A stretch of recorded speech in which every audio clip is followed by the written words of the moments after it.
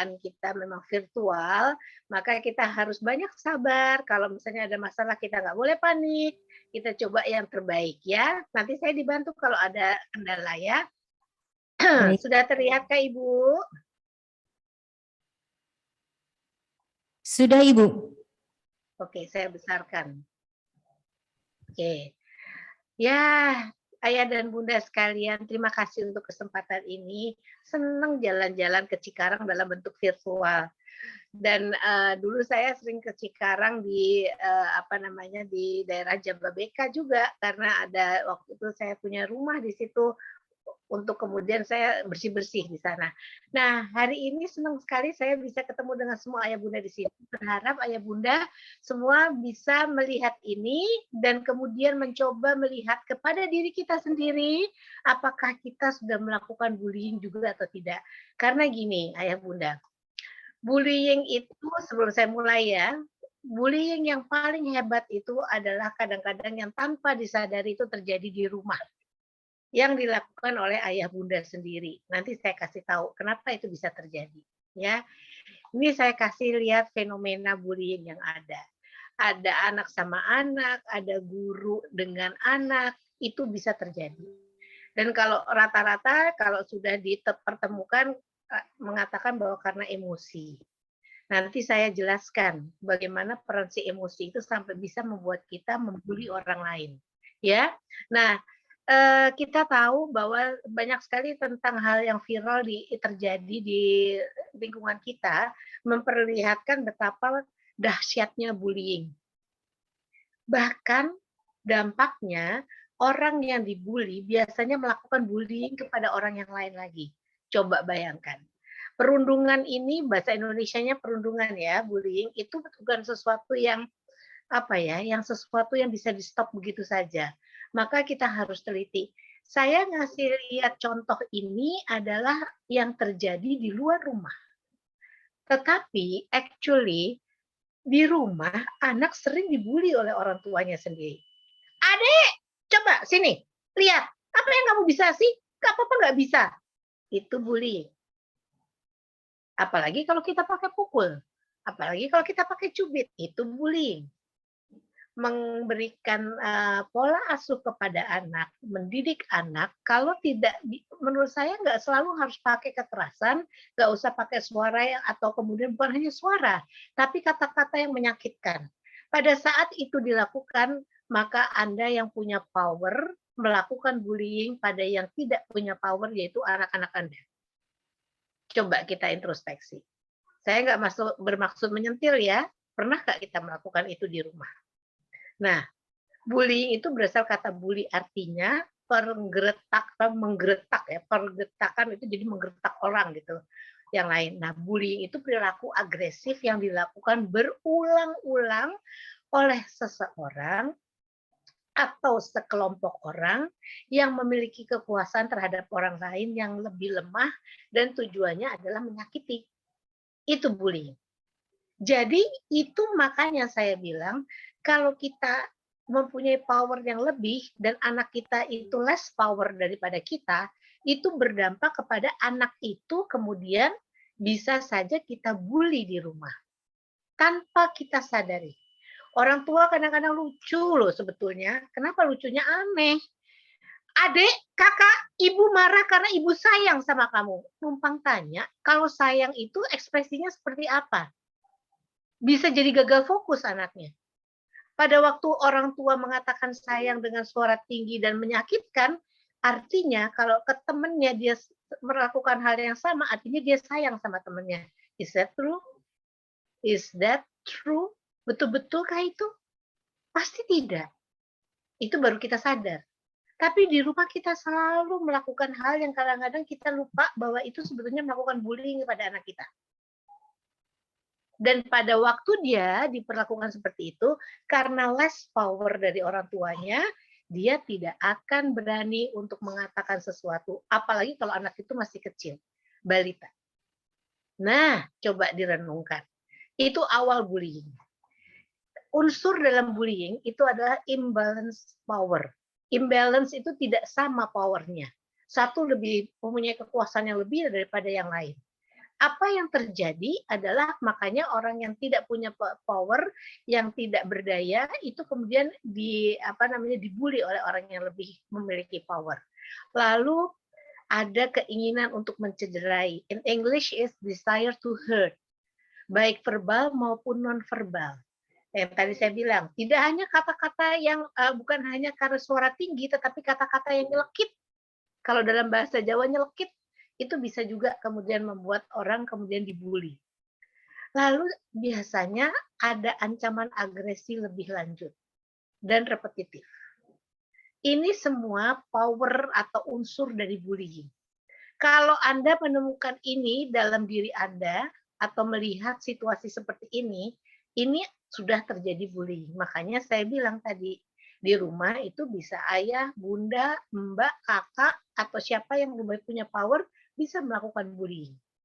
Itu malah yang harus diantisipasi. Hati-hati, karena kita pikir kita melakukan yang baik karena untuk kebaikan anak, tapi caranya itu tidaklah sesuai dengan yang kita harapkan untuk memberikan pendidikan dan pengajaran kepada anak. Nih, perilakunya ini ayah bunda. Mendorong, menendang, memukul, menampar, mencubit. Saya pernah ngelihat orang tua di mall, anaknya ngerengek-ngerengek, tantrum, mulai mau tantrum, umurnya masih sekitar 5 tahun, terus mungkin dia malu, si ibu, kemudian dia mencubit kecil anaknya. Kebetulan saya ada di sampingnya. Terus saya bilang, Bu, kalau dicubit anaknya jadi diam nggak? Itu bullying. Dan a coward, orang yang pengecut. Nggak mau dilihat orang untuk kemudian dia melakukan tindakan kekerasan, tapi dicubit kecil tangannya. Itu sakit loh. Makin kecil makin sakit. Saya kalau melihat seperti itu, otomatis saya akan tegur. Kenapa? Itu pencegahan untuk bullying. Nah, jadi ada fisik, ada verbal. Verbal itu dengan kata-kata yang tadi saya bilang, mengejek, celaan, membandingkan dengan dengan kakak atau adik dengan secara seperti agak sarkas gitu ya, itu termasuk bullying. Cyber elektronik yang sekarang, netizen itu sering membuli. Dan kemudian saya nggak tahu itu hidup apa enggak atau ada atau tidak si netizen, tetapi itu berpengaruh pada diri seseorang yang dibully. Makanya saya selalu bilang sama klien saya, pasien saya, semua keluarga saya, jangan posting banyak-banyak. Jangan bikin orang can read you just like an open book. Jangan membuat orang bisa baca dirimu kayak membuka buku. No, no, no. Ada privacy. Nggak semua harus makan di-upload, lagi apa, terus akhirnya dicela kan. Kemarin nih baru saja kalau orang lihat berita Inul Daratista ada yang meninggal terus dicela. Nggak tahu asal usul atau apa pendapatnya, tiba-tiba lihat foto lalu kemudian mencela. Makanya hati-hati kita. Kita ini sekarang hobi banget memamerkan diri kita sendiri. Foto makanannya setelah habis difoto lagi setelah kita lagi makan. Saya nggak tahu maksudnya apa. Tetapi mungkin makanannya enak mau gitu. Lebih baik sekalian kalau ada orang di endorse tuh, ini makanannya enak loh ya dari restoran A atau B atau C gitu. Tapi kadang-kadang ini yang kita pamerkan itu bisa ajang untuk cyber bullying ini, electronic bullying. Hati-hati. Makanya saya nggak ngarepin orang tua memberikan anak handphone ya waktu dulu sebelum pandemi, kalau dia belum bisa menguasai dirinya untuk mengetahui mana yang boleh diposting dan mana yang tidak. Kenapa? Karena anak nggak tahu dan dia kemudian pengalaman hidupnya masih pendek. Pada waktu dia memposting, dia nggak tahu tiba-tiba ada reaksi apa dari orang di luar sana dan itu nggak bisa dia jawab. Yang ada hatinya, perasaannya tersakiti. Karena pengalaman hidupnya masih pendek. Kalaupun sekarang di masa sudah pandemi, kita harus rajin mengecek. Kalau bisa di-link-kan apa yang dibuka anak juga untuk supaya kita bisa lihat apa yang dibuka. Ini cyber yang sangat hati-hati. Karena semua yang berkaitan dengan ini kita nggak tahu siapa yang memberikan.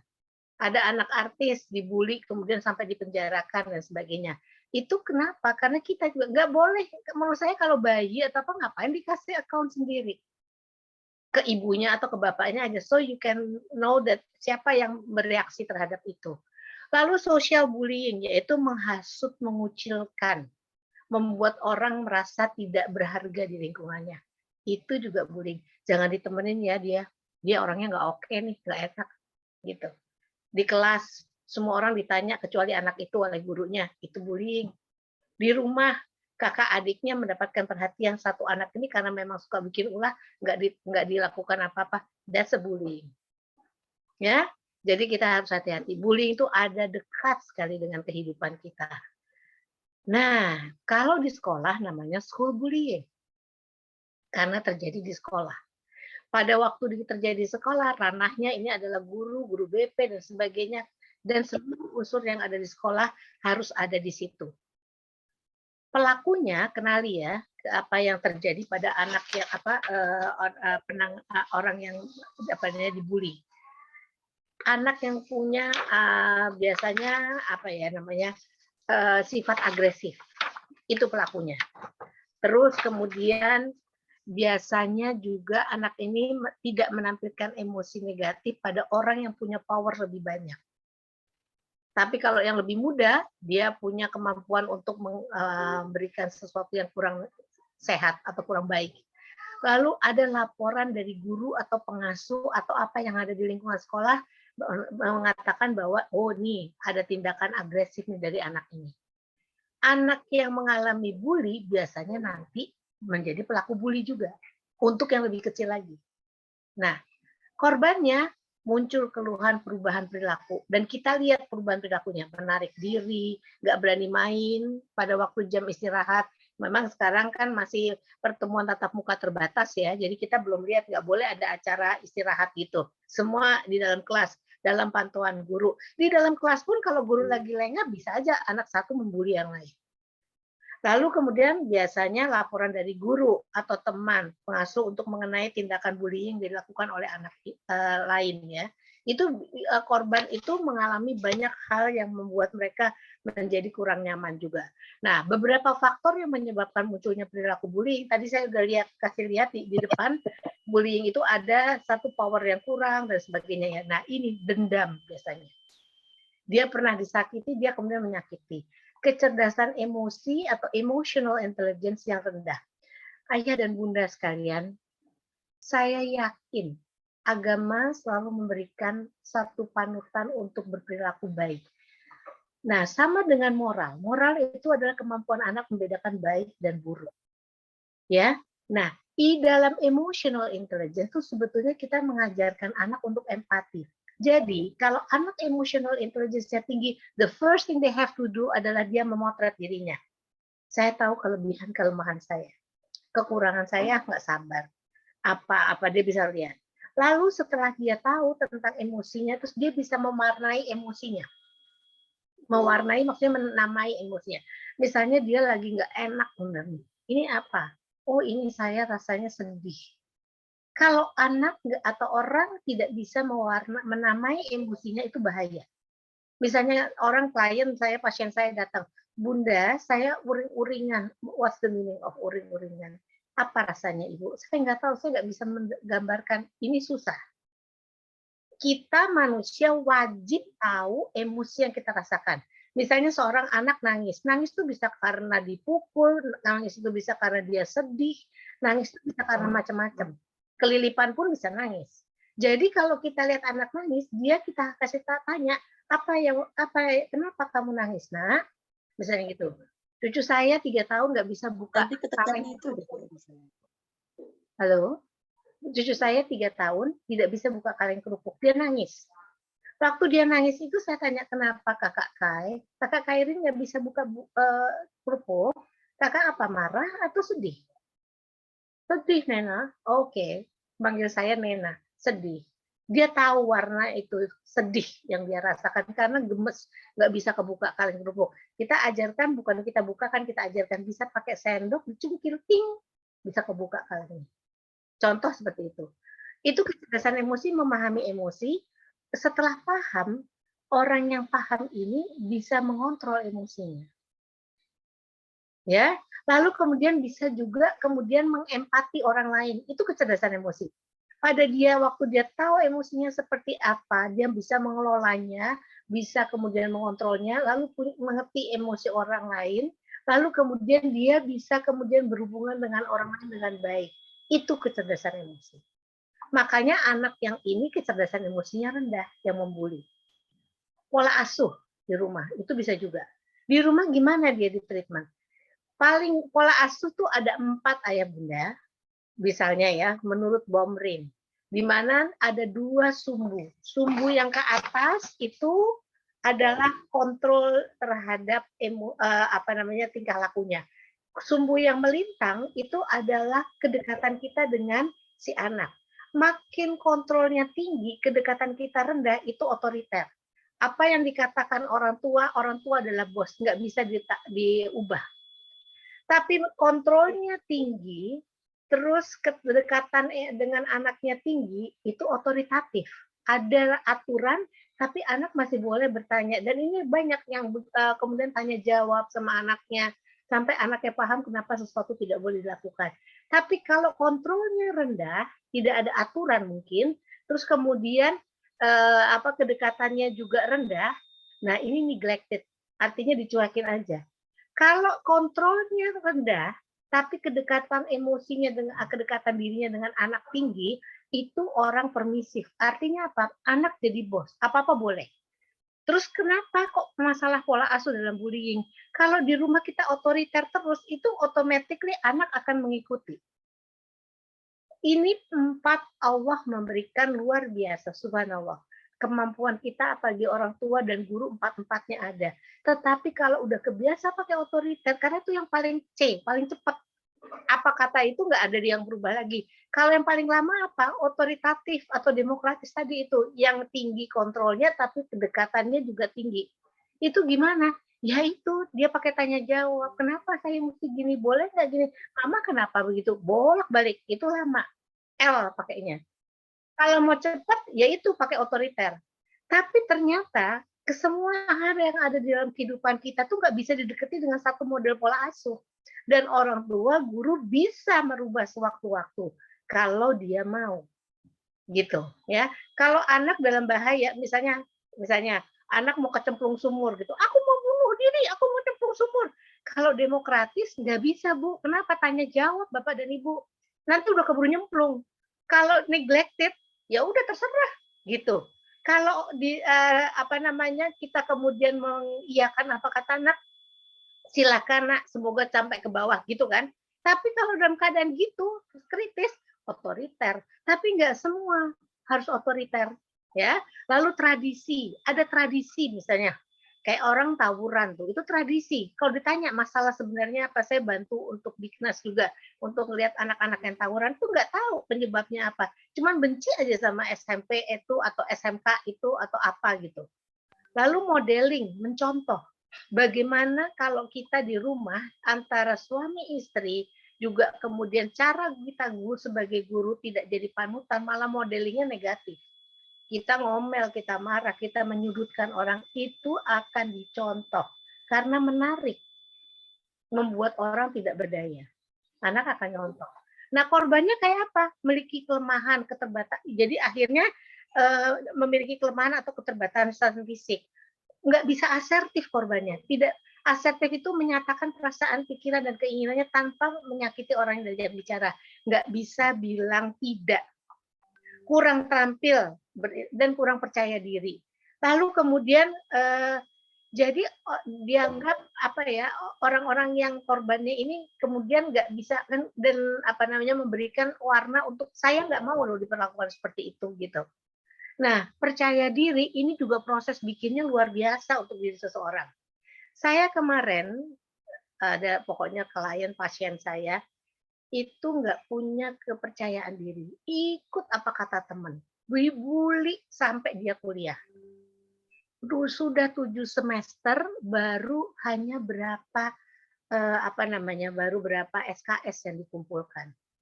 Ibu bapaknya ada, anaknya ada waktu ketemu saya. Lalu saya bilang, kalau kamu dibully, apa yang kamu lakukan?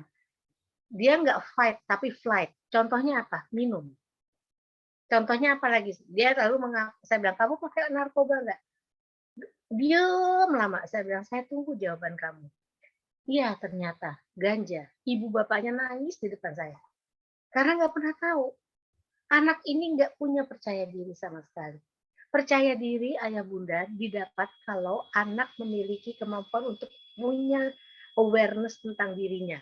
Jadi kalau saya umpamakan awareness tentang diri atau gambaran dirinya itu adalah kayak kue pizza atau pizza, itu ada isinya puzzle-puzzle di dalamnya. Saya tahu kelebihan saya tahu kekurangan saya ini, saya pandai bicara, saya tidak pandai matematika, saya pandai ini, saya tidak pandai. Itu akan membuat gambaran dia tentang dirinya. They know about themselves. Kalau itu udah ada gambaran dirinya, nanti dia mengevaluasi. Kalau tidak bisa matematika itu jadi dampaknya dia evaluasi sebagai negatif nggak? Kalau negatif dan ternyata banyak sekali dari gambaran diri negatif semua, maka dia jadi tidak percaya diri. Karena apa? Self esteem-nya rendah. Orang yang self esteem-nya rendah pasti kepercayaan dirinya rendah. Makanya kita harus bantu anak untuk dia mengenali dirinya. Kalau dia nggak pandai dalam akademis, nggak usah dicecer matematik terus. Ini kita di Indonesia, penelitian saya menunjukkan banyak sekali orang tua senang sekali matematika. Tapi penelitian mahasiswa S2 saya menunjukkan orang yang berhasil di masyarakat itu tidak karena matematikanya nomor satu dan bukan karena ranking. Apa? Orang-orang yang berhasil di masyarakat di Indonesia itu lebih banyak karena interpersonal intelligence-nya tinggi. Hubungan antar manusia. Which is, this is the things that we never stimulate. Nggak pernah distimulasi. Dianggap bertumbuh dengan dirinya sendiri, harus bisa interaksi dengan orang. Ternyata it's a no-no, harus distimulasi. Nah, itu. Dan kalau itu matematika jadi momok, jadi negatifnya dan gambaran tentang diri si matematika itu betul. Padahal di hidup tuh banyak hal. Saya nggak anti matematika, tapi saya akan marah kalau ada orang, ibu, bapak, guru yang concern hanya about matematika. Orang bisa berhasil di masyarakat, dia paham tentang matematika, tidak semua porsinya dari Allah, kemampuan matematikanya tinggi.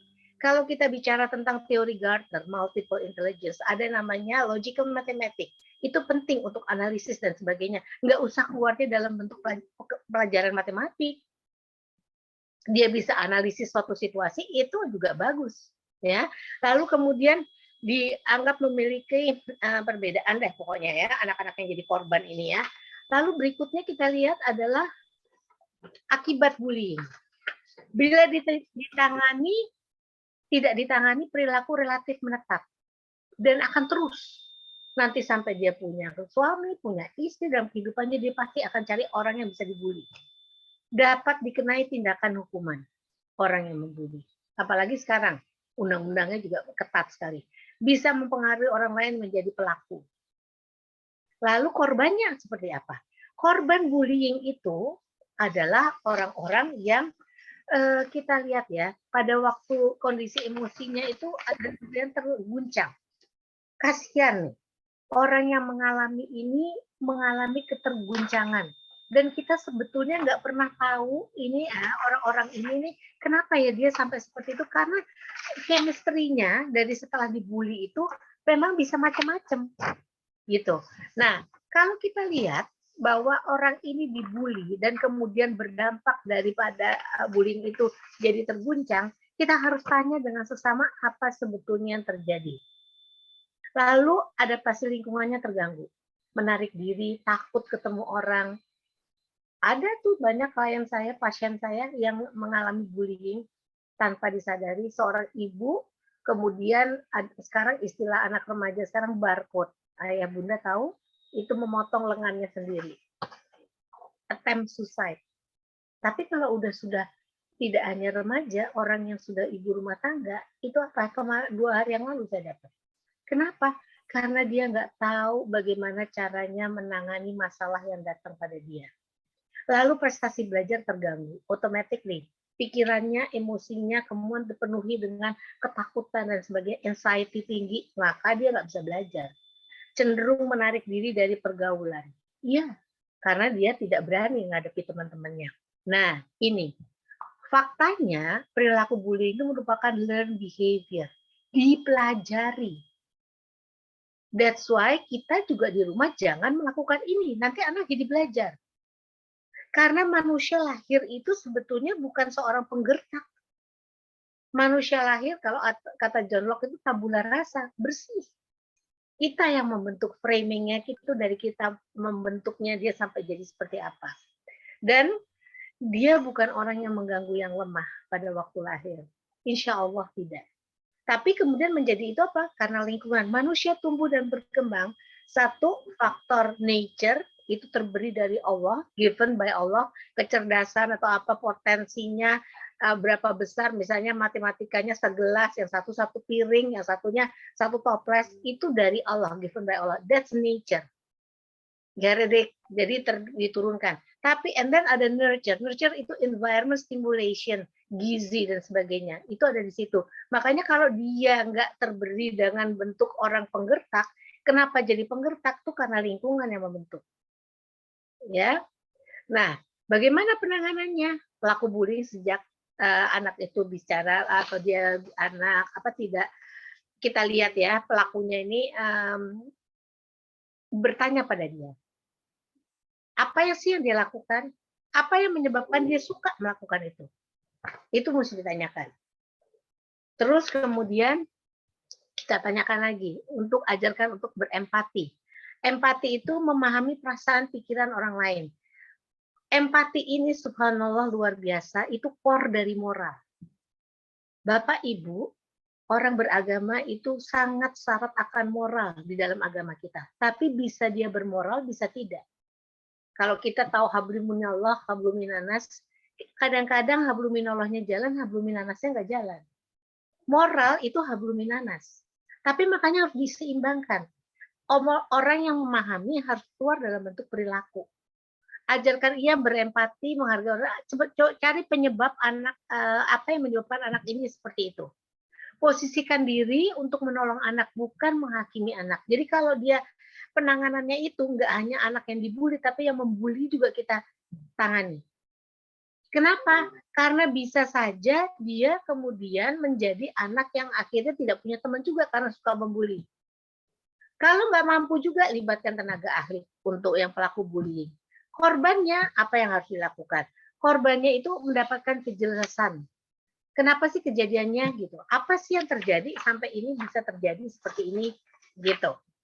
Terus kemudian kita mesti lihat, bantu anak mengatasi setidak-tidaknya apa yang dia rasakan. Kenapa sih saya bilang gini? Karena kadang-kadang kita ini suka lupa untuk melihat anak itu kemudian membantu dirinya sendiri. Karena dia tidak nyaman, kita tanya, yang nggak nyaman apa, nak? Kita bantu untuk membantu dia melihat itu.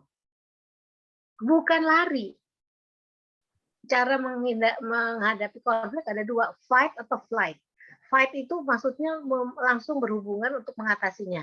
Bantu anak untuk menumbuhkan percaya diri. Ingat, jangan mencelanya anak, tapi kalau dia bikin baik juga dikasih satu reward atau kata-kata bagus, kamu pinter nak. Misalnya ada anak terpuruk nih Bu.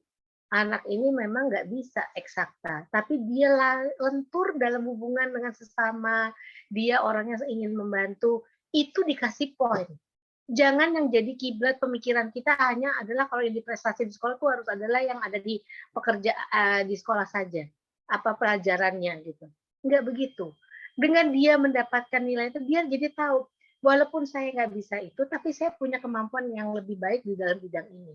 Gitu. Ajarkan anak untuk mengatakan tidak. Pada satu titik, kalau misalnya temannya melakukan apa, ini anak bisa asertif, mengatakan, enggak, saya tidak mau ikut. Kalau mau dibully, oke, kamu tuh saya bilang ya. Gitu. Jadi berani. Berani itu bukan ngajakin berantem, tetapi berani menghadapi. Dan amati perilaku emosi anak, itu seperti apa. Ya, kita mesti ngelihat. Kira-kira apakah anak ini kita harus tahu bahwa dia mengalami apa sih pada waktu apa ya kejadian bullying itu. Binalah kedekatan dengan teman-teman anak. Kenapa? Kita jadi tahu anak ini di teman-temannya, di mata teman-temannya seperti apa. Kadang ada anak yang pandai sekali sehingga kalau ngomong sama temennya tuh nggak nyambung karena dia punya kemampuan yang lebih tinggi. Itu bisa juga dibully. Nggak hanya yang lebih rendah. Lalu minta bantuan dari guru atau orang lain atau ahli untuk bisa membantu anak yang dibully. Nah, terus kita lihat. Ini kalau tipsnya gimana jadi? Terapkan pola asuh yang fleksibel. Yang tadi saya bilang, pola asuh ada otoriter, ada yang namanya otoritatif, itu demokratis, ada yang namanya indulgent atau kemudian juga ada yang namanya neglected. Nah, kita lihat pakai pola asuh sesuai dengan situasi kondisi, bukan karena kebiasaan pakai satu pola asuh. Perhatikan lingkungan tempat anak bergaul. Anak kita bergaul dengan siapa? Bagaimana mereka men-treat anak Anda, anak Anda men-treat anak orang juga seperti apa. Awasi pemanfaatan media. Media ini juga bisa jadi contoh yang tidak bagus untuk anak. Ya, smackdown dan sebagainya itu bukan sesuatu yang contoh yang baik dan kemudian akan bisa dia cobakan atau dia eksperimen dengan sesama temannya. Tontonan yang bagus tuh yang harus kita kasih lihat kepada anak. Ada orang tua mengatakan, saya nggak mau kasih anak saya sampai nanti SMA TV. Kasihan lah. Nanti dia nggak bisa ngomong sama temennya. Anak nggak gaul dibilangnya. Harus ada portionnya. Bukan jadi juga heboh begitu.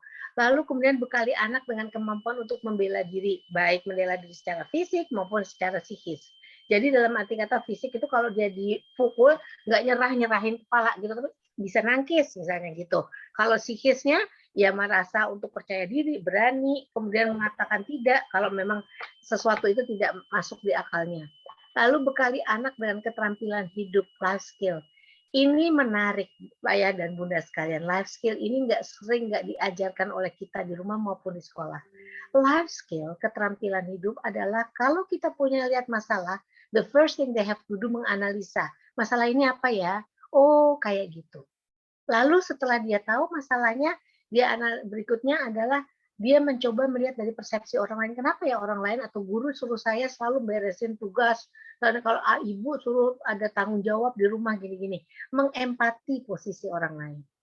Lalu kemudian berikutnya adalah dia melihat atau dari informasi yang ada, dia dapat banyak informasi dari lingkungan. Orang yang kreatif, belahan otak kiri, hemisfer kanannya, itu yang jalan untuk kreativitas. Tetapi kanan nggak akan jalan kalau kirinya nggak terisi. Apa tuh kirinya? Itu ke informasi dan sebagainya. Karena untuk kreatif dia harus punya ide-ide. Ide itu dicampur jadi satu, diinovasi dan sebagainya, jadilah satu yang kreatif. Jadi kalau memecahkan masalah tertentu, mungkin nggak dengan cara yang biasa, dengan angle-angle yang lain itu dapatnya dari kemampuan itu. Ajarkan anak untuk bersikap asertif. Berani to say no kalau dia nggak mau. Beritahu anak kemana ia dapat melaporkan. Jadi ajarkan, kalau misalnya melaporkan, tapi nggak juga jadi anak yang pengaduan, bolak-balik bilang, Bu, aku diginiin, Bu, nanti dicemenin lagi sama teman-temannya. Ya, upayakan anak-anak mempunyai kemampuan sosialisasi, ini yang saya bilang. Kemampuan sosialisasi itu artinya bukan membeli teman, ajak makan, ajak jajanin, tetapi lebih kepada teman-temannya senang dengan dia. Karena dia baik, dia membagi ilmu, dan sebagainya. Nah, terakhir, kalau misalnya ada pertanyaan, mungkin Anda bisa tanyakan melalui kolom chat atau apa, Bu Moderator? Saya rasa segitu. Mungkin kalau ada pertanyaan nanti saya tabung. Wabillahi taufiq wal hidayah. Wassalamualaikum warahmatullahi wabarakatuh. Demikian, Ibu. Waalaikumsalam warahmatullahi wabarakatuh. Terima kasih Bunda Romi. Paparannya sangat luar biasa ya. Ternyata saya pun sampai mencatat ini banyak banget poin yang saya dapatkan pada kesempatan baik ini.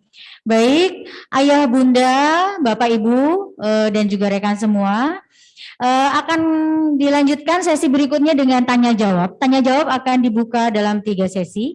Yang pertama untuk saya mungkin meminta kesediaannya kepada Bunda Romi yang untuk yang pertama ini meminta untuk memberikan pertanyaan dulu Bu. Pertanyaan ini khusus untuk yang Bapak Ibu dan rekan yang ada dan hadir di studio Aula Lantai 4 SMP Islam Al Azhar 16 Cikarang.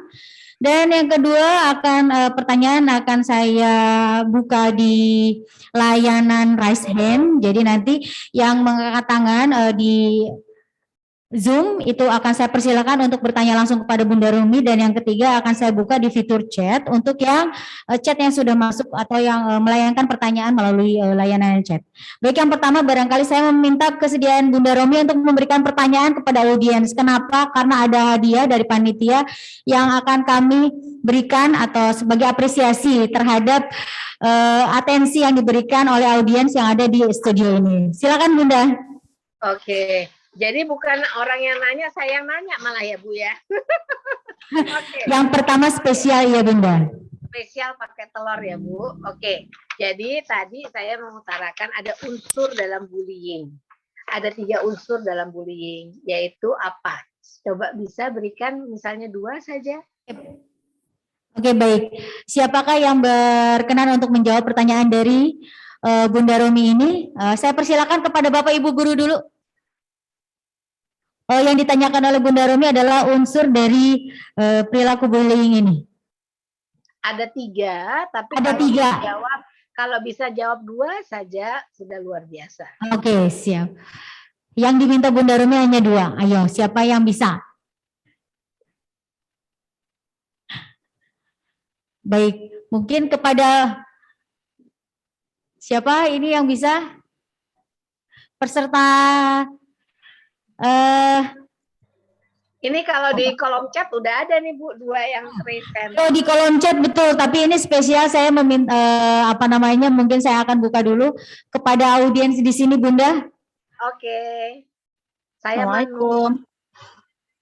Waalaikumsalam.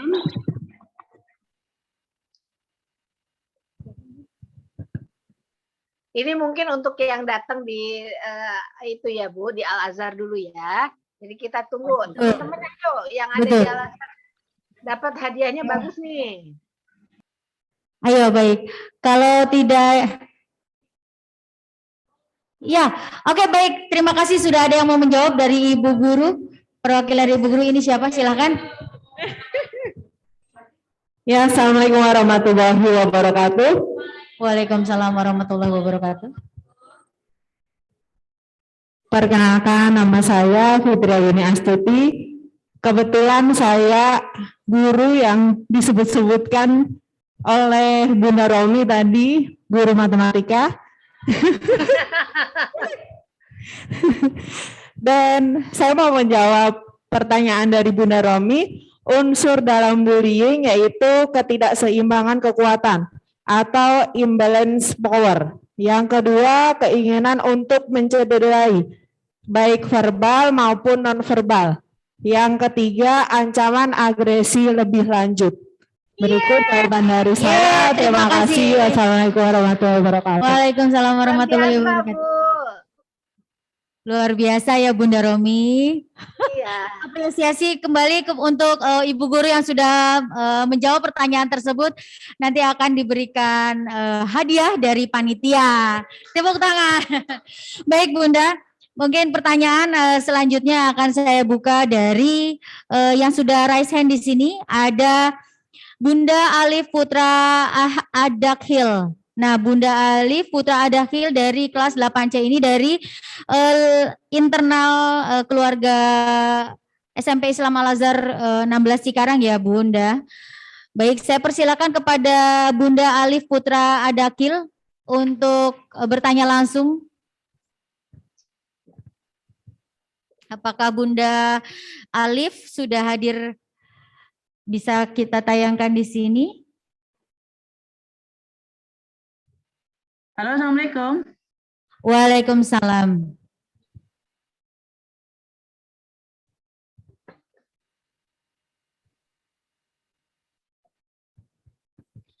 Bisa dinyalakan videonya Bunda Akhil?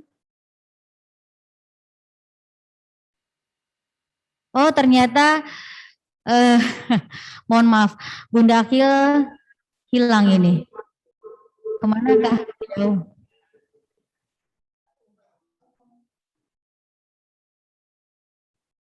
Bunda Akhil tidak ada. Nah ini sudah ada. Sebentar. Nah, ini. Ini ada juga dari, mohon maaf ini suara suara di aulanya ada sedikit distorsi. Ini sudah ada, nggak ada, hilang lagi ya yang bertanya. Mohon maaf Bunda, ditunggu sebentar. Ya.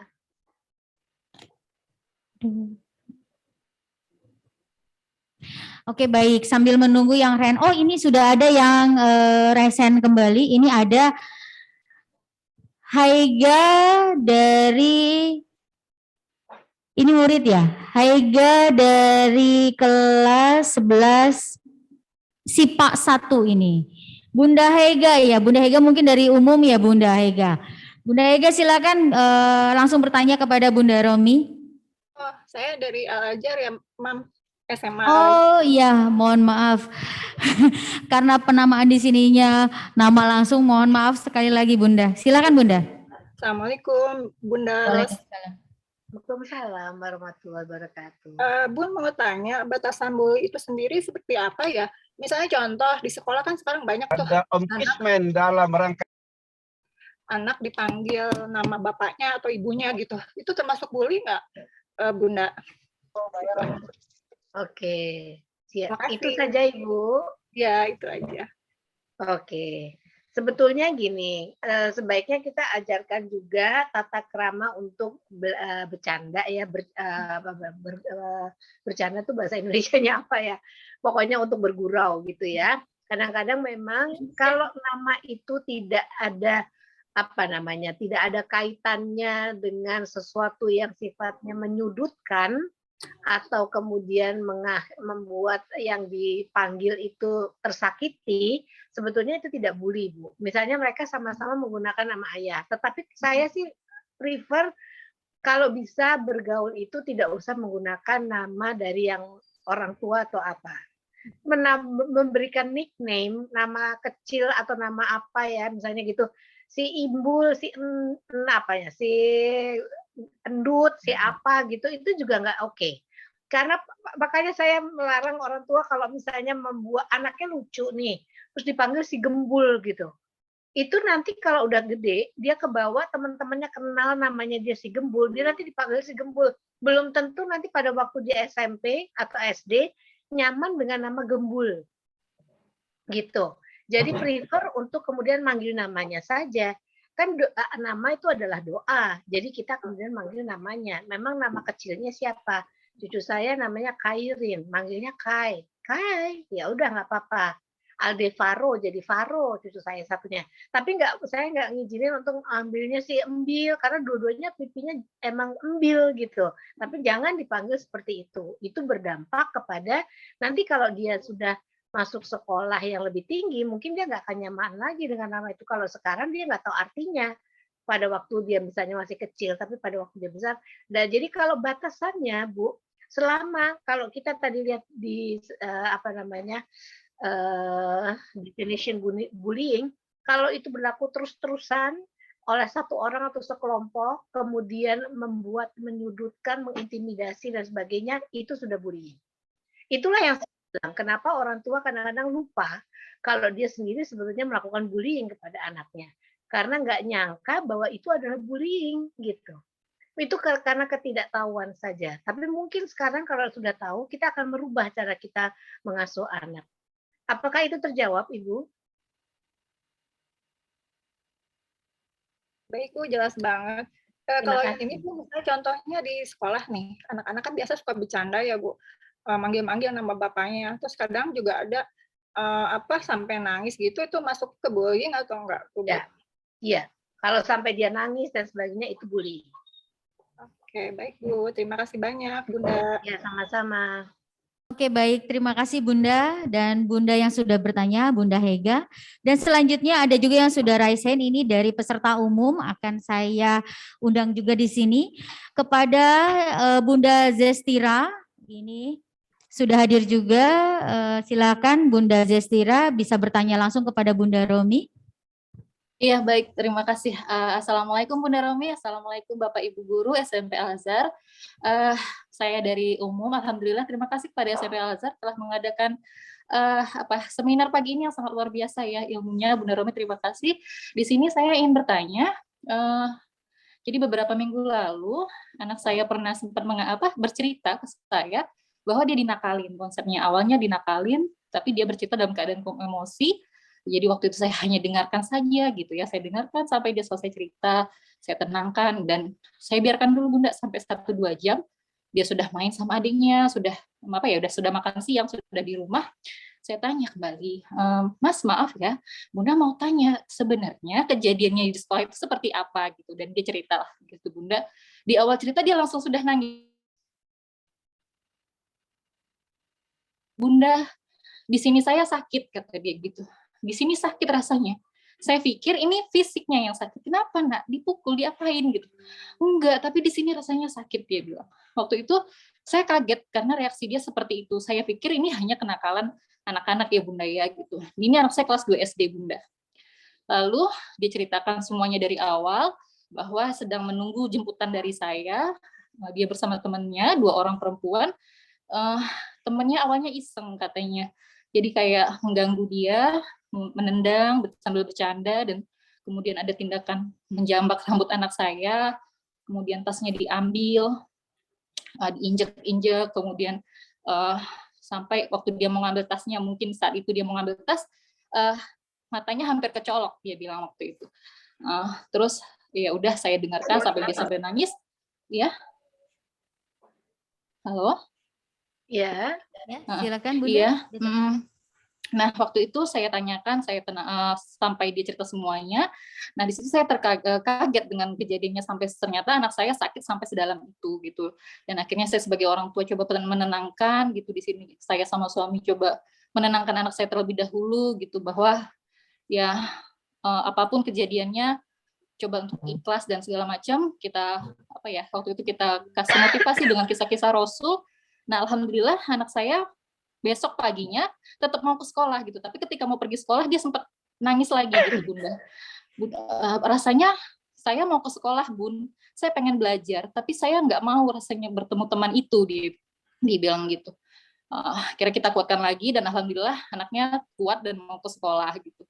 Nah, saya sudah juga sharing sama orang tua, sama wali kelasnya dan sekolah. Nah, konsepnya ternyata setelah saya cross check ya Bunda ke sekolah, di situ dikatakan bahwa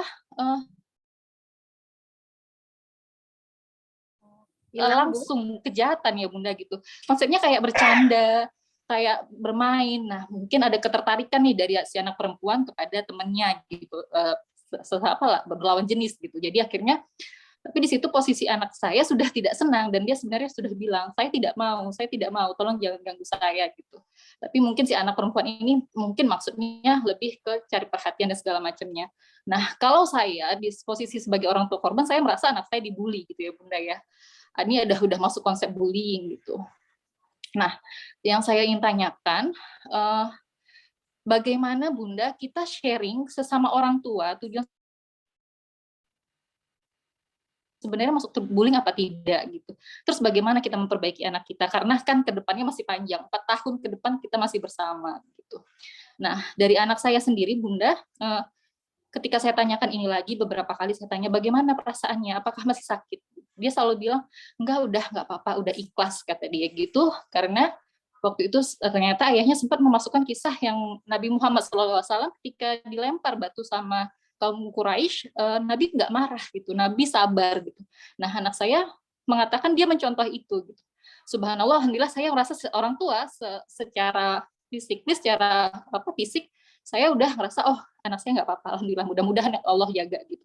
Nah, apakah anak saya sudah aman dalam artian korban bullying ini Bunda gitu? Itu yang ingin saya tanyakan. Oke, terima kasih Bu Zestira ya. Iya. Zestira. Ya. Oke, terima kasih Ibu. Sebetulnya ini saya bukan dukun nih Bu. Jadi kalau diceritakan aja saya sebetulnya akan punya masalah untuk menebak ya. Tetapi intinya gini, pada waktu anak kita dibully, memang betul diberikan motivasi, diajarkan tentang kisah Nabi. Nabi itu juga pengalaman hidupnya kan luar biasa ya. Namun pada saat itu juga kita harus mengajarkan kepada dia untuk kemudian dia bisa menjawab. kalau misalnya temannya melakukan sesuatu. Misalnya seperti itu. Terus kemudian memang ini apalagi SD. Kepekaan guru, kepekaan aparat sekolah, jadi tidak hanya guru. Kadang-kadang yang melihat adalah tukang kebun, yang melihat tukang parkir, yang melihat siapa, itu harus peka. Untuk mencegah ini memang harus peka. Di sekolah juga hati-hati dengan lorong-lorong. Kalau misalnya tidak ada CCTV dan sebagainya, lorong-lorong itu biasanya dipakai anak yang lebih punya power akan membuli anak yang lain. Ya, dan itu yang kemudian guru akan juga ceritakan di kelas untuk kemudian membuat ini menjadi cerita umum, tetapi kemudian anak yang melakukan itu akan juga terkena. Gitu. Nah, memang kita menguatkan ini sebetulnya gini, bully dan yang dibully dan membuli itu harus dua-duanya memang dapat penanganan. Jadi kalau penanganannya misalnya ini bukan kasus ibu ya, yang ada yang saya pernah tangani hanya dimasukkan kemudian ke apa namanya ke ranah hukum itu nggak menjawab permasalahan perilakunya setelah itu. Ya, begitu juga untuk yang dibully. Jadi kalau ibu tanya, apakah anak ibu sudah baik aja, nggak ada masalah gitu, ibu bisa cerita dan sebagainya, tanyakan, masih bisa nggak bergaul dengan yang lain, gitu. Jangan kemudian, tadi bilang, jangan flight, tapi fight. Jadi hadapi masalah, bukan untuk kabur dari masalah. Kamu bisa nggak kemudian mengatasi dia kalau dia melakukan sesuatu? Gitu. Bukan mengatasi itu bukan main pencak silat ya, Bu, tapi maksudnya mengatakan tidak, mengatakan saya tidak setuju dengan kamu. Bisa mendefense dirinya sendiri. Dalam tanda kutip menjawab apa yang dibilang oleh orang itu untuk kemudian mengatakan saya nggak mau begitu. Saya tidak suka diperlakukan begitu. Itu, ya. Nah, ini yang ibu mesti lihat sendiri dan cari tahu. Anak ibu punya perilaku yang kemudian menarik diri nggak dengan teman-teman yang lain? Kalau nggak, mungkin itu satu pelajaran yang sudah kemudian dia ketahui dan dia jadi lebih hati-hati. Gitu. Ya, gitu Bu. Terima kasih. Kembali ke Ibu moderator. Terima kasih. Baik, terima kasih. Terima kasih juga untuk Bunda Jestira. Mudah-mudahan apa yang sudah diberikan sudah bisa menjawab pertanyaan dari Bunda. Oke, baik, selanjutnya ini sudah banyak sekali juga pertanyaan yang dilayangkan melalui layar chat kami. Akan saya bacakan dulu Bunda Romi, ada salah satunya sudah masuk yang dari tadi sudah bertanya sejak awal paparan materi. Ini dari M. Mustaja. Nah, ini menanyakan mengenai apa jika orang tua menjewer anaknya karena anaknya tidak mendengar atau saat dinasehati itu termasuk dalam kategori bullying. Ya. Maka sikap apa lagi yang harus kita lakukan agar kita tuh menasehati tidak masuk ke dalam kategori bullying tersebut. Nah itu, silakan dijawab dulu Bunda Romi. Oke, pertanyaan dari siapa Ibu? Ini dari M. Mustaja. Oke, jadi gini. Bapak atau Ibu ya ini, M. Mustajab silakan. Oke, ya saya secara umum aja ya, entah Bapak entah Ibu ini ya, M. Mustajab. Jadi saya mengatakan begini Bu, kalau bisa nggak usah pakai punishment dengan dijewer, dipukul, karena gini, ini teori yang kemudian saya lihat emang betul terjadi di kita. Kalau kita awal misalnya anaknya mau internet, jangan. Oh, lebih naik lagi suaranya. Oh, jangan. Makin tinggi. Habis itu dia ibunya marah, ibunya pukul atau ibunya cubit. Nanti pasti akan meningkat. Biasanya gitu. Apa yang kita lakukan itu nggak akan berhenti di situ, nggak akan menurun. Kalau marah pun juga gitu. Kenapa orang marah itu suaranya keras? Karena dia hanya mau mendengar suaranya sendiri. Itu bukan teori. Itu betul-betul terjadi di kita semua kalau lagi marah. Dia nggak akan dengar cerita tentang orang lain. Dia dengar hanya cerita atau omongan yang dia lakukan. Atau dia ungkapkan. Nah juga dengan mukul. Mukul tuh nggak akan makin merendah, tapi makin meninggi. Kalau nggak pakai pukul gimana? Mendingan nggak pakai pukul kan? Jadi Anda juga bisa self-control. Yang harus dilakukan adalah gini. Saya bilang ini teori behaviorist, teori perilaku di dalam ilmu psikologi. Kalau kita kayak lumba-lumba, supaya dia mau loncat tinggi dikasih reward makan ikan. Masa kita mau bikin anak kita kayak itu? Enggak kan? Kita bilang konsekuensinya. Jadi jangan reward and punishment saja yang ditegakkan, tetapi lebih kayak konsekuensi. Ini juga teori behavior ya. Jadi kita bilang sama anaknya, nah kalau nggak dengerin ibu, nanti apa ada kegiatan apa kamu naik sepeda ya? Hari ini nggak naik sepeda ya? Kan nggak mau dengerin ibu. Gitu. Diambil haknya. Tapi dengan kalau konsekuensi itu diomongin di depan. Sehingga dia tahu impact-nya kalau dia tidak melakukan ini apa. Tidak kemudian tiba-tiba dipukul, dimarahin, dimasukin ke kamar mandi. No. Tidak seperti itu. Nah, itu yang kemudian kalau tadi saya bilang tidak didengarkan, terus kemudian dijewer. Anda duduk di sebelah dia, terus Anda liatin dia aja. Nanti lama-lama dia kaget. Kenapa ya? Atau kenapa ibu? Tadi ibu manggil kamu loh berkali-kali. Kamu nggak ngedengerin ya? Oh maaf, dia bisa bilang gitu. Kita harus tahu dulu kenapa penyebabnya. Kadang-kadang suara kita, ibu atau bapaknya udah nggak menarik. Yang lebih menarik apa yang dia lakukan. That's why dia nggak mau mendengarkan kita. Jadi itu yang kemudian kita bikin jadi kayak seperti, jadi orang tua itu harus seperti teman, seperti orang tua, tapi juga bisa jadi teman untuk bercanda dan sebagainya gitu. Saya selalu bilang, sekarang ini di Indonesia kita lagi di Diknas menggerakkan bahwa kepedulian ayah. Karena di kita dari sisi antropologi, kalau lihat dari penelitian antropologi, ayah adalah breadwinner, pencari nafkah. Tapi ternyata itu kemudian membuat berjarak dengan anak. Bahkan mahasiswa saya bikin intervensi untuk ayah-ayah yang baru punya anak, baru satu anak yang kemudian belum punya pengalaman jadi ayah. Bagaimana untuk menjadi ayah pada waktu kita sudah memiliki anak ini. Kenapa? Karena memang nggak ada keahliannya. Makanya kita ajarkan. Kadang-kadang kedekatan itu yang akan membuat anak kita jadi lebih ngerti dan manut pada kita. Dengan kita ngajak ngomong, misalnya dia kayak asisten kita kadang-kadang, ya Dek bantuin dong mama gini gimana ya, atau Adek gimana sih caranya ini, kok Adek bisa sih gitu. Itu akan sesuatu yang luar biasa sekali. Anaknya akan senang sekali. Gitu. Moga-moga kejawab ya. Oke, silakan Ibu moderator. Oke, baik. Terima kasih Bunda Romi atas jawaban atas pertanyaan dari Bapak atau Ibu deh ya. Mbak Mujtaba dari kelas 6A. Oh, ini dari lingkungan Al-Azhar, Bunda. Oke, baik. Saya bacakan karena ternyata yang banyak melalui chat, Bunda ya. Yang selanjutnya adalah Assalamualaikum. Mohon izin bertanya, ini dari Ade Anas, dari orang tua murid dari kelas 6B, orang tua murid dari Kuina.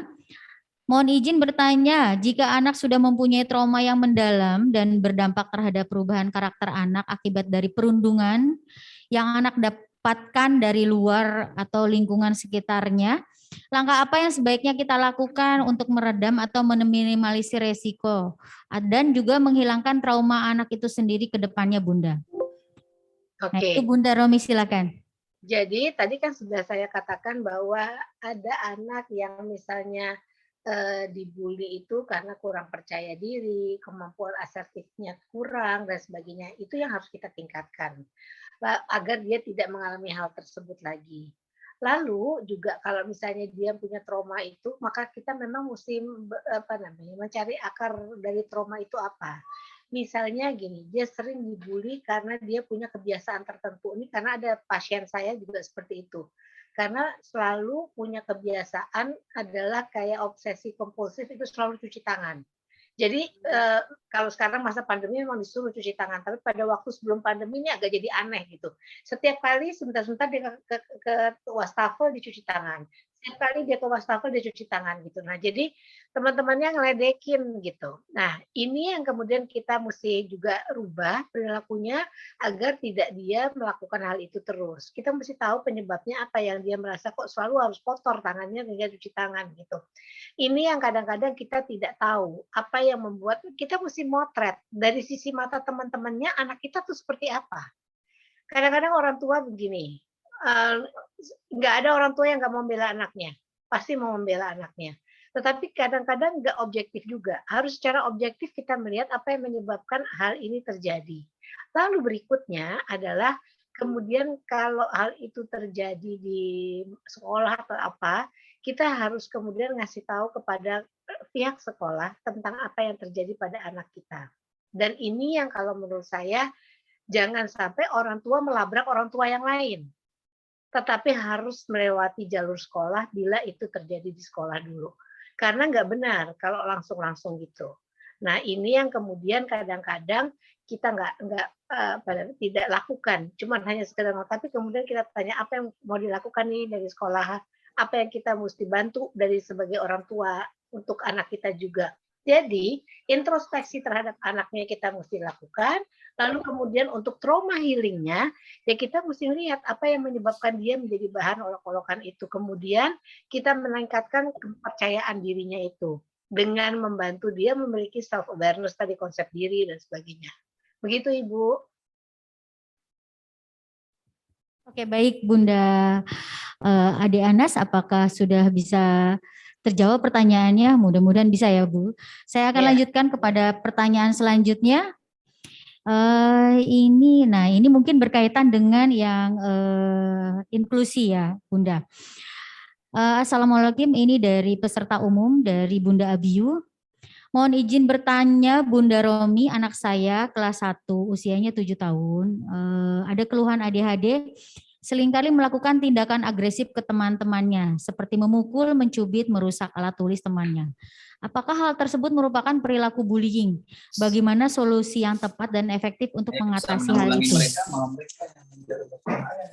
Silakan Bunda. Oke.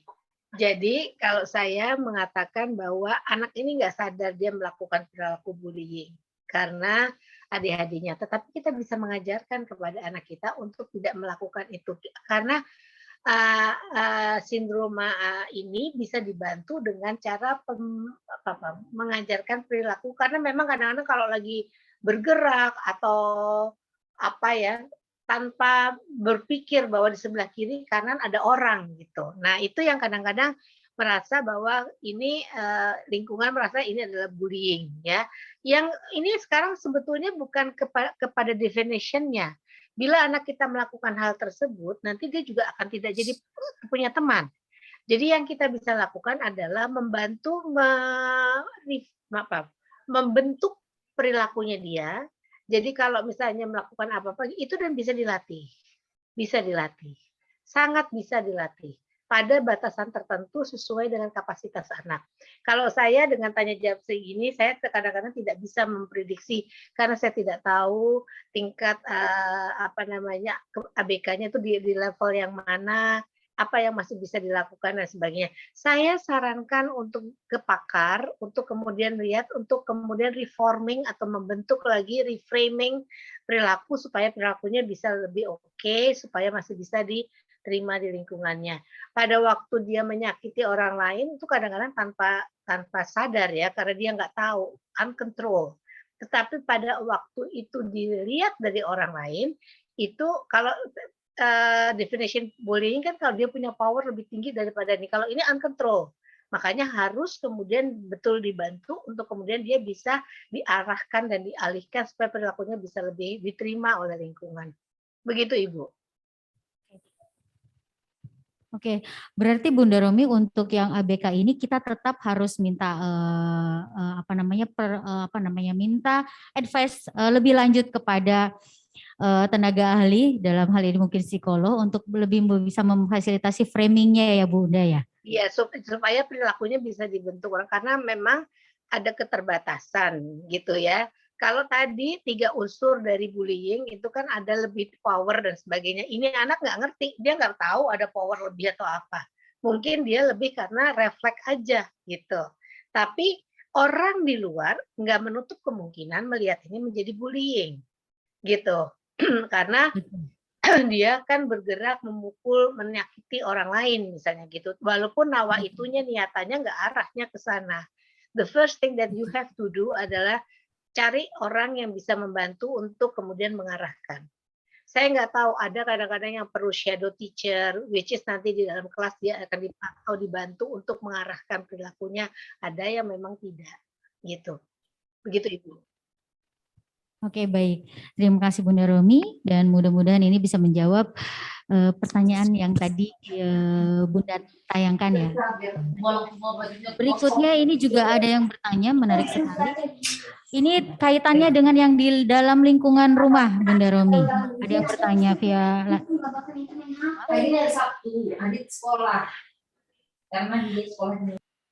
sepertinya ini ada yang Oke, terima kasih sudah di-mute untuk dari peserta.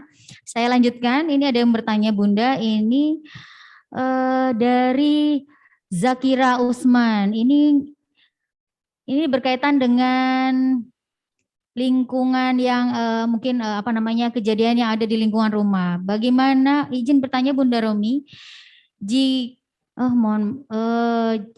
bagaimana membesarkan hati anak setelah anak mendapatkan kekerasan verbal dari ayahnya? Barangkali arahannya agar dapat memahami karakter orang tuanya. Ini mungkin berkaitan dengan karakter ayahnya yang memang mungkin suka marah-marah. Mohon maaf ya. Seperti itu barangkali ya. Ini dari Bunda Zakira Usman. Silakan Bunda Romi. Bunda Zakira, apakah ayah ada di sini? Kalian saya ngomongnya kepada ayah juga jadinya. Kalau ada, coba dengarkan saya. Anak itu, ini saya ngomong dari sisi seorang psikolog ya.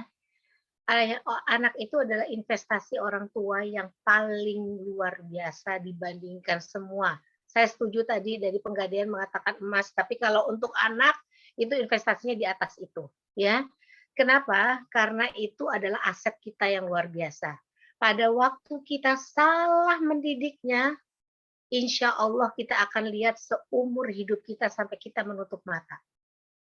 Saya kasih contoh ilustrasinya. Ini kejadian benar. Ada klien saya, kalau saya sebut namanya semua pasti tahu, karena ini ex-menteri dari dua kali kabinet. Datang ke saya di umurnya yang sudah mendekati 90 dengan istrinya. Ini orang tua ini sedih karena anaknya di usia dia yang sudah mau masuk 90 ini, diberi anaknya nanti rumah jompo eksklusif. Bapak ini dan ibu ini terpukul. Terus dia datang ke saya untuk menanyakan gimana cara healing perasaannya dan apa yang harus bisa dilakukan supaya anaknya tidak seperti itu. Saya tanya pendidikan anaknya, sekolah anaknya. Anak ini sekolah SD di Singapura. SMP, SMA, kuliah di UK, Inggris. Saya tanya, pada waktu anak Bapak lagi kedinginan, lagi punya masalah, mereka cerita nggak ke Bapak? Jarang, dia bilang gitu. Bapak ada di mana? Di Jakarta sedang berpolitik. Ibunya juga mendampingi bapaknya. Jadi, lihat ayah bunda, kedekatan itu nggak bisa ditimbulkan dengan materi. Engagement, attention to kita, perhatian kepada kita, care, itu nggak bisa ditimbulkan dengan uang. Itu harus dirasakan. Nah, kalau kita mengasuhnya dengan cara yang salah, kita akan lihat sampai kita menutup mata kesalahan itu. Insya Allah akan terus kelihatan. Itu yang saya bilang sama Bapak itu. Terus Bapak itu bilang, jadi apa yang bisa dilakukan? Coba Bapak mulai dengan cucu saja. Mungkin ini karena kalau yang ini udah gede-gede, udah pada punya istri, dan mereka juga dapat perusahaan dari bapaknya ini. Dana dan sebagainya untuk mengembangkan perusahaan masing-masing. Tapi engagement ke bapaknya nggak ada, bapaknya sakit nggak datang. Yang penting bapaknya dapat perawatan yang luar biasa aja, udah begitu. Itu sakit rupanya untuk orang tua. Dan di Indonesia kita belum biasa dengan yang namanya rumah jompo. Kalau di luar negeri banyak orang yang masuk rumah jompo. Jadi harus dipikir, harus dilihat. Apa yang kita lakukan itu akan berdampak panjang. Kalau dokter, misalnya saya nggak mengharapkan ini. Kalau salah kasih obat, kelihatan dia jadi diare, muntah-muntah dan sebagainya. Ini enggak. Kalau perilaku yang dibentuk itu sangat berbeda atau salah, itu dia pelan-pelan menumpuk, kemudian membentuk akhirnya sampai di ujung. Dan itu akan dilihat seumur hidup kita sampai kita menutup mata. Jangan pernah melakukan kesalahan pada investasi kita yang paling besar ini anak. Saya marah sekali sama orang tua yang kalau bilang saya nggak punya waktu. Numpang tanya, anaknya minta dilahirkankah? Tidak. Kalau Anda bilang Anda kerja untuk anak, make sure make times for them. Bikin waktunya. Harus ada kedekatan. Nggak bisa pola asuh melewati asisten. Kalau ada kemudian klien saya tanya perkembangannya, dia harus tanya sama susternya dulu. Wow. Itu pasti saya semprot. Saya psikolog, orang datang ke saya, tapi saya harus educate orang juga. Jangan semua gampangan. Anak tanggung jawab kita, once kita meninggal, insya Allah yang ditanya oleh Allah itu apa yang kamu lakukan terhadap anakmu. Bukan tanya ke suster atau driver, bukan. Jadi beri waktu, kasih kedekatan. Kalau kita sering marah dan kita marahin anak, ternyata perilakunya nggak berubah dan kita masih melakukan itu kita bebal. Udah tahu perilakunya nggak berubah, kok kita ulang lagi? Harusnya analisis dong kita. Oh, dia kalau dimarahin nggak berubah. Mungkin saya ajak ngomong, mungkin bisa berubah. Anak punya 3, pendekatan tiap anak itu pasti berbeda. Yang satu bisa dibicarakan dengan biasa, yang satu harus sayang-sayang dulu baru diajak ngomong, yang satu itu beda-beda. Itu karakter. So make sure bahwa kita mengenali anak kita. Yang paling parah, ayah dan bunda, ini ada lagi yang paling parah. Kalau saya tanya, anak Anda tuh seperti apa? Ya, anak saya laki, umurnya segini, itu aksesori di luar. Semua orang tahu, lihat anak bapak itu laki. Tapi anak bapak itu seperti apa? Nggak kenal. Nggak ngerti. Anaknya hobinya apa, kepribadiannya seperti apa. Orang tua tapi nggak kenal. Itu sedih. Sedih banget. Saya kalau dapat pasien seperti itu, saya akan bilang itu, saya kasih waktu 1 minggu untuk Bapak kenal anak Bapak dulu, baru Bapak balik ke sini lagi. Saya galak, Pak, Bu, kalau kayak gitu. Karena saya harus mendidik orang tua untuk lebih paham anaknya. Ibaratnya gini, kita kalau punya anak, kiblat kita itu dalam tanda kutip ya, kiblat, kalau kiblat tetap di Mekah, itu anak. So, yang dibutuhkan anak apa bukan dibutuhkan orang tua? Saya nggak mau berangkat pagi-pagi, makanya anak harus bangun pagi gini-gini.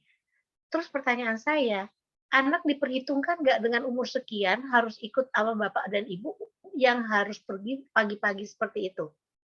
Harus dibicarakan dulu, harus dilihat dulu. Saya juga nggak terlalu yakin bahwa kalau semua kiblatnya ke kita akan nyaman untuk anak. Kita pulang bawa oleh-oleh banyak. Ada nih pasien saya, ibunya nangis karena anaknya ternyata membuang semua tiap kali ibunya pulang bawa oleh-oleh. Ibunya pulang jam berapa? Jam 9, jam 10 malam. Oleh-olehnya dibuang ke tong sampah baru ibunya tahu. Dan saya tanya, ibu dibawa oleh-oleh, anaknya minta. Enggak, saya pikir dia suka. Dan anaknya waktu saya tanya, kamu kenapa kalau oleh-oleh mama dibuang? Aku kan nggak kepengen, aku nggak mau. Ini anak SD kelas 5 loh, Bu. Aku kan hanya ingin dipeluk dan dicium mama. Sedih nggak? Untuk dapat peluk dan cium aja dia nggak dapat dari ibunya. Can you imagine that, Bapak dan Ibu? Itu coba dijadikan bahan introspeksi.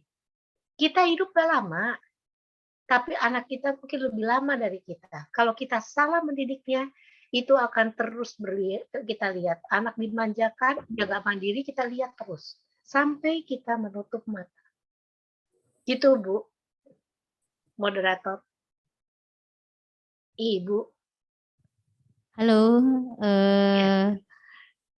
ya Bunda Romi. Terima kasih Bunda, dan ini tadi seperti yang Bunda paparkan berarti dalam kita menghadapi anak itu memang karakter kita yang harus kita perhatikan, tidak semata-mata dengan marah itu akan menyelesaikan masalah, karena ternyata juga dengan marah-marah itu bukan menjadi solusi untuk mengajarkan atau mengarahkan anak kita menjadi lebih baik.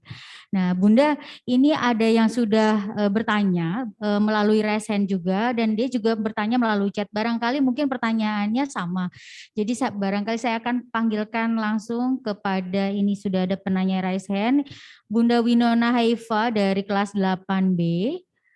Bunda Winona Haifa, saya akan undang untuk bisa bertanya langsung kepada Bunda Romi di sini. Bisa barangkali ditampilkan oleh adminnya untuk Bunda Haifa, Winona Haifa dari 8B, yang sudah raise hand.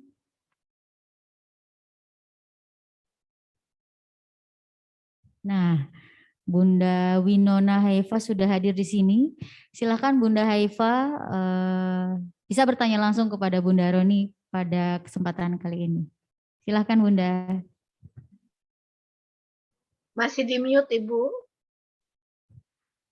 Bunda Winona minta tolong untuk di-unmute dulu. Ya, terima kasih. Oke, baik. Mohon maaf, pertanyaannya sudah saya ketik. Jadi gini saya sedang menghadapi antara cucu ya ini dengan maaf. Maksudnya itu dibandingkan dengan cucu yang lain gitu loh, dan anak saya itu mendengar gitu, mendengar sendiri. Jadi saya jadi sedih nih kalau ingat itu, saya agak emosi gitu ya. Maaf, saya harus bagaimana, sedangkan dia nanya udahlah sabar, maksudnya tuh enggak apa-apa gitu, enggak apa-apa, yang penting dia harus buktikan bahwa tidak seperti itu. Saya di rumah juga ngajarin kan untuk ini itu tuh. Ya maaf, itu aja sih. Saya jadi emosional juga ya kalau ingat lagi itu. Terima kasih Bunda. Assalamualaikum. Waalaikumsalam warahmatullahi Waalaikumsalam warahmatullahi wabarakatuh. Iya, Ibu Winona, nenek itu kadang-kadang atau kakek itu mungkin juga dari zaman dahulu kala. Saya juga punya cucu. Anak saya hanya 1, anak saya 5, meninggal 4. Jadi saya hanya punya 1 anak dan sekarang saya punya 2 cucu. Kemarin juga ada yang pasien saya, klien saya itu yang kemudian memang ada banyak cucu tetapi kemudian cucunya beda-beda. Saya selalu bilang, ini karena ketidaktahuan mungkin. Kita bilang sama orang tua, ngajakin ngomong manis. Ya, ini ibu ngalamin cucu dibandingin. Ada juga kadang-kadang nenek atau kakek yang kasih sayangnya kadang-kadang tidak sesuai dengan aturan kita di rumah. Ya kan? Saya harus ingat nih karena saya nenek nih. Harus ingat nih, kadang-kadang kalau cucu minta apa juga mikir-mikir lebih gampang untuk ngeluarin untuk cucu daripada untuk anak nih misalnya gitu. Harus juga dikasih tahu. Karena kadang-kadang kami nenek-nenek dan kakek-kakek itu juga kadang nggak nalarnya juga tidak terlalu berpikir terlalu jauh, yang penting yang untuk terbaik. Nah, kalau tadi dibandingkan, kita ajak ngomong ayah bunda kita, nenek sama kakek ini, kemudian gini, ada kejadian saya cucu ini gini ngerasanya sedih. Saya mau minta bantuan mama sama papa, bisa nggak bantu saya?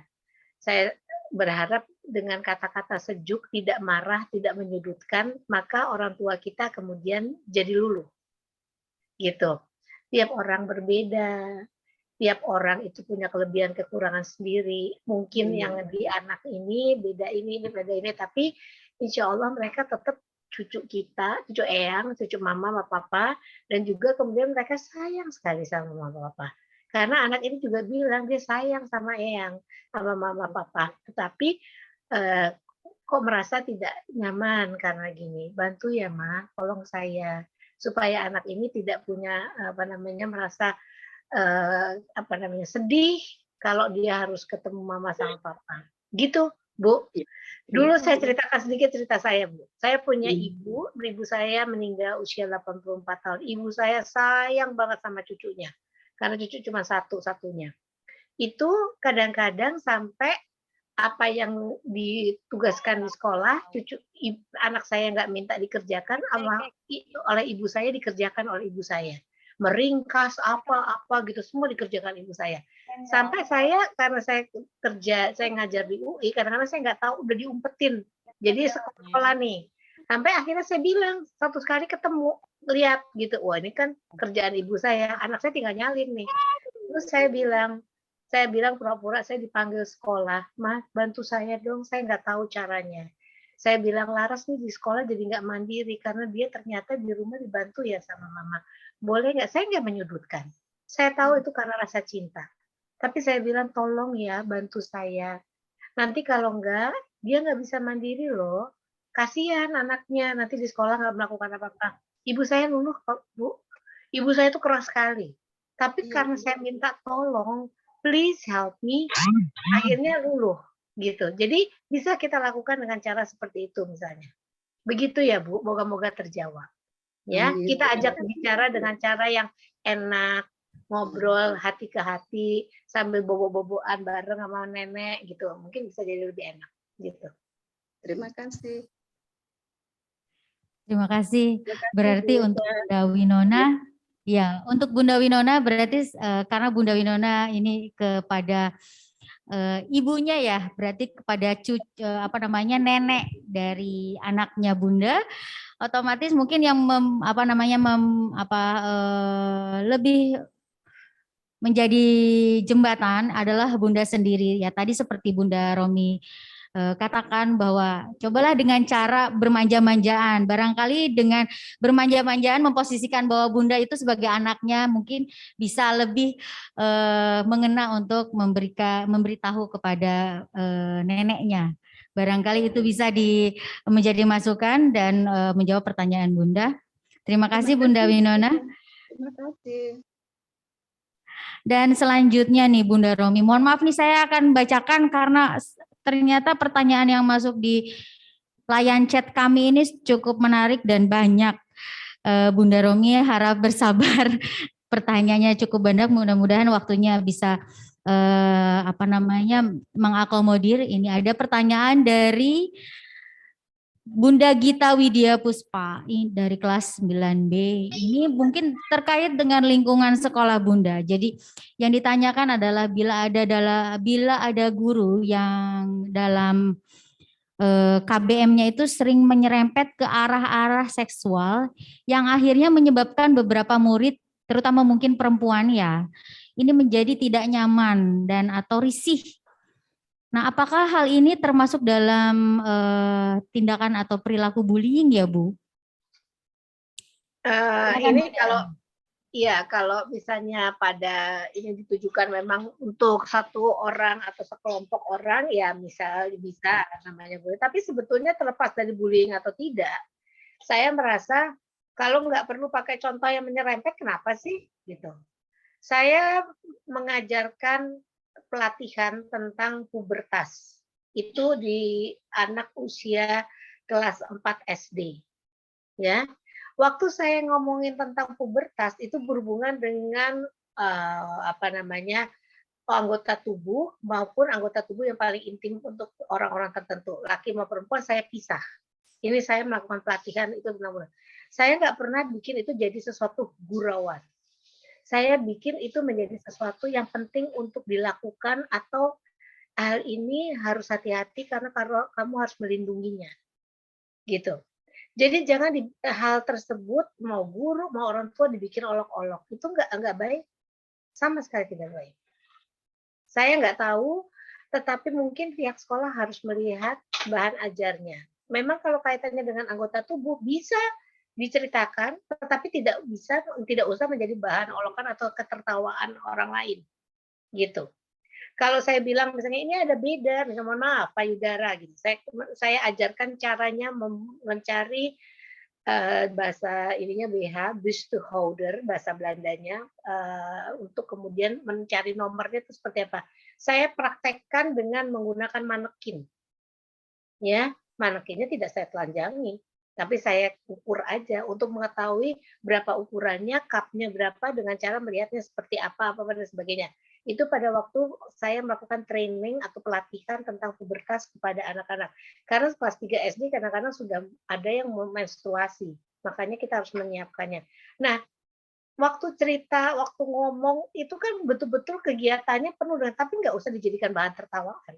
Dan mereka juga akhirnya tahu bahwa itu bukan bahan yang baik untuk ditertawakan atau dibeda-beda atau apa ya, dilihat kamu punya kayak gimana, kamu nggak perlu, saya bilang nggak boleh. Bahkan kalau bisa, kalau membeli alat barang-barang untuk baju daleman dan sebagainya harus beli sendiri, nggak boleh nggak boleh sama mama, tidak perlu mama yang membelikan karena kamu yang paling tahu tentang badanmu, gitu Bu. Jadi memang itu yang harus dilihat. Nah, kalau misalnya guru itu melakukan hal tersebut, ya kita mesti tanya kepada kepala sekolahnya, apakah itu memang tidak dipantau atau bagaimana. Karena gurauan itu banyak yang bisa kita pakai. pada waktu ngajar saya di mahasiswa saya juga saya bisa ngelucu, bisa apa, tetapi saya nggak usah mengintimidasi satu gender seks tertentu, gender seks apakah laki atau perempuan nggak perlu, gitu. Jelas ya Bu? Baik, terima kasih Bunda Romi. Mudah-mudahan ini untuk pertanyaan Bunda Ginta ini juga bisa menjadi pelajaran dan masukan juga untuk Bapak Ibu dalam kesehariannya melakukan KBM di sekolah. Baik Bunda, ini tidak terasa ternyata waktu sudah 7 menit lagi. Oh mohon maaf, 5 menit lagi barangkali. Namun sebelum saya permisi barangkali ya Bunda Romi, atau kita akhiri webinar atau acara inti ini, saya akan kembali bacakan apa yang sejak tadi Bunda Romi paparkan. Mohon izin Bunda Romi, ini hasil dari coretan saya. Barangkali ini bisa membantu untuk ayah, ibu, bapak, dan rekan semua yang ada di Zoom maupun di aula ini. Mengatasi perilaku bullying di sekolah ini terkait dengan bullying. Bullying sendiri merupakan perilaku agresif yang dilakukan berulang-ulang. Perilaku bullying ini tidak terlepas dari unsur yang tadi 3 sudah dipaparkan: ketidakseimbangan kekuatan, adanya keinginan untuk mencederai, dan asertif. Dan apa saja yang ada atau misalnya jenisnya terkait dengan fisik, verbal, cyber maupun sosial. Dari lingkungan yang seperti sekolah, ini kita harus sangat perhatikan. Yang pertama yang harus kita perhatikan untuk terutama fenomena bullying di lingkungan sekolah adalah kenali tandanya, kenali faktor penyebabnya. Faktor penyebabnya itu pasti ada pelaku dan korban. Pelaku ini antara lain mungkin dengan dendam atau modeling atau mungkin juga pola asuh yang diterapkan dari rumah. Dan juga di korban. Di sisi korban kita juga harus lihat bahwa apakah ada kelemahan atau keterbatasan fisik atau kebiasaan yang kurang asik. Mungkin ini juga menjadi catatan bagi pihak sekolah ataupun guru yang berkaitan. Dan yang ketiga adalah akibat dari bullying tersebut juga mengakibatkan baik dari sisi pelaku ataupun korban adanya di sisi pelaku itu bisa bila kita tidak tangani ini akan menetap. Namun di sisi korban pastinya ada efek, yaitu salah satunya ada prestasi yang terganggu dan emosi atau pribadi yang terguncang. Faktanya mungkin berkaitan dengan yang tadi paparan adalah bullying itu merupakan perilaku yang dipelajari. Perilaku yang dipelajari karena manusia tidak lahir sebagai penggertak dan pengganggu yang lemah. Ini akan kita kaitkan dengan yang unsur tadi dan juga bentuk-bentuknya. Barangkali dari hal tersebut kita akan bisa mengambil pelajaran dari tips yang disampaikan oleh Bu Romi. Terapkan pola asuh fleksibel. Untuk beberapa pola asuh, indulgen, otoriter, dan lain hal. Perhatikan lingkungan tempat anak bergaul, awasi media atau gadget yang dipakai anak, bekali anak dengan keterampilan hidup, utamanya untuk menghadapi situasi yang tidak menyenangkan. Ajarkan juga untuk bersifat asertif atau berkata no atau tidak ya. Dan infokan kepada anak kemana dia bisa melaporkan atau meminta tolong, dan upayakan anak untuk dapat bersosialisasi baik dengan rekannya. Baik, barangkali itu yang bisa saya sampaikan sebagai resume dari hasil paparan yang sudah dijelaskan oleh Bunda Romi panjang lebar, dan insya Allah ini merupakan ilmu yang sangat bermanfaat dan yang dapat kita praktekkan bersama baik di sekolah maupun di lingkungan rumah. Dan ini ada pesan ternyata sebelum saya kembalikan kepada MC, ada pesan bahwa ternyata yang mendapatkan hadiah utama pada kesempatan kali ini diberikan kepada tadi yang menjawab pertanyaan dari Bunda Romi kepada Bu Fitri. Kita berikan aplaus yang luar biasa karena beliau pada kesempatan kali ini mendapatkan hadiah utama dari webinar ini berupa apa ini panitia? Emas. Oh. Bunda Romi, ternyata apresiasinya lumayan loh Bunda, menjawab pertanyaan Bunda Romi di sini dapat emas. Mudah-mudahan di kesempatan webinar lainnya juga akan ada emas-emas lain yang diberikan untuk siapa yang bisa menjawab pertanyaan dari narasumber. Baik Bunda Romi, mungkin mohon maaf dari saya selaku moderator dalam mengirimi Bunda memberikan paparan selama ini. Terima kasih atas waktunya Bunda Romi. Salam untuk Ibu dan juga keluarga di rumah. Terima kasih. Wassalamualaikum warahmatullahi wabarakatuh. Waalaikumsalam warahmatullahi wabarakatuh. Dan untuk pertanyaan yang belum dijawab, ini nanti akan kami kumpulkan kolektif di WA Group. Nanti akan bisa kita layangkan barangkali ya ke Bunda Romi. Oke Bunda Romi, berkenan ya Bunda, karena ternyata banyak juga di sini. Oke, terima kasih Bunda. Pamit undur diri, saya Mita, Bunda Romi, terima kasih. Assalamualaikum warahmatullahi wabarakatuh. Saya izin live ya. Waalaikumsalam warahmatullahi wabarakatuh. Saya kembalikan kepada Miss Tiwi dan Pak Arif.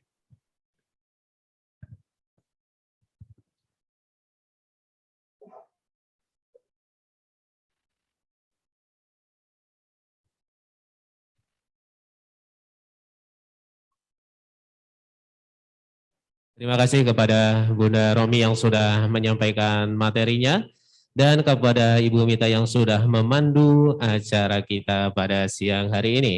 Terima kasih banyak. Terima kasih. Sebelum kita beranjak acara selanjutnya, ini mungkin ada sesi foto dulu ya Bapak Ibu semuanya yang hadir di Zoom meeting. Mohon menyalakan kameranya Bapak Ibu, kita berfoto dulu bersama Bunda Romi selaku pemateri pada pagi hari ini ya. Silakan Bapak Ibu yang hadir di Zoom bisa dinyalakan kameranya. Aktifkan kembali kameranya. Kita akan berfoto bersama. Kita akan men-screenshot bersama. Betul. Ya.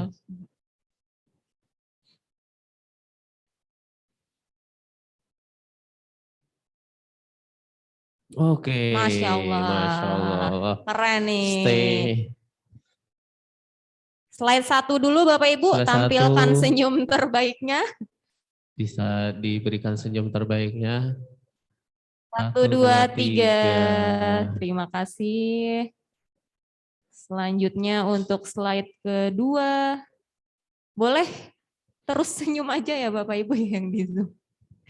Standby untuk smile, keep smile. Terima kasih untuk slide 2. Masya Allah. Silakan diaktifkan.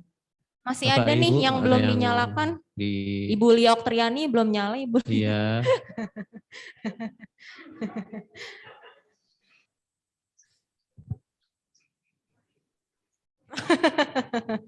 Silakan Bapak Ibu yang belum dinyalakan. Terima kasih atas 1, 2, 3, iya. 1, 2, 3. Slide ketiga. Ada 200 ya Bu slide-nya ya. Ya. Ini belum ada yang menyala diaktifkan. nih. Ibu Isti, Bu Isti ini Mas, bukan. Bu Siti Nurhaliza. Ibu Siti, ya Allah. Itu SMA 22. Betul, Siti Nurhayati. Halo Bu Siti, masih ingat saya Bu? Gilar, silahkan. Ibunda Gilar. Slide keempat selanjutnya. Slide keempat. Ya. Di Zoom ini sudah di-record sama tim IT. Jadi Bapak Ibu yang ingin melihat lagi, mendengarkan lagi, nanti bisa ya. Jangan lupa like, ada di YouTube. Betul sekali. Like dan subscribe ya YouTube saya. YouTube sekolah. Ya. Sekolah. Jangan saya ya. Slide kelima. Slide Kita kelima. akan screenshot lagi. Slide Ya. terakhir. Jangan lupa like, subscribe dan nyalakan loncengnya biasanya. Iya gitu betul. ya. Itu subscribe namanya. Iya. Oke, nanti juga diupdate di Friendster ya kalau Bapak Ibu. Betul, Friendster. Ngalamin. Zamannya Pak Arif dulu ya. Iya, Friendster. Baik, sebelumnya kami ucapkan juga selamat datang bagi Bapak Sugiyadi MM selaku Kepala Sarpras Kampus Cikarang. Selamat datang Pak. Selamat datang juga kepada Ibu Mia Luksiati selaku Ibu Ketua Jamiah SD Islam Al-Azhar 12 Cikarang. Selamat datang Ibu. Selamat datang, Bu. Oke. Gimana tadi Pak Arif? Materinya seru banget ya? Wah, seru banget. Ya, seru banget. Sangat-sangat bermanfaat Iya. bagi orang tua, bagi kami juga selaku guru. Ya. Tidak bisa saya simpulkan, karena kadang-kadang menyimpulkan malah mempersempit batas itu sendiri. Betul. Jadi silakan disimpulkan masing-masing. Ya. Gitu. Pokoknya kebahagiaan, kesuksesan itu milik kita semua ya Pak Arif Iya. ya. Semuanya Ya, berhak insya Allah. bahagia, semuanya berhak Ya. sukses. Betul.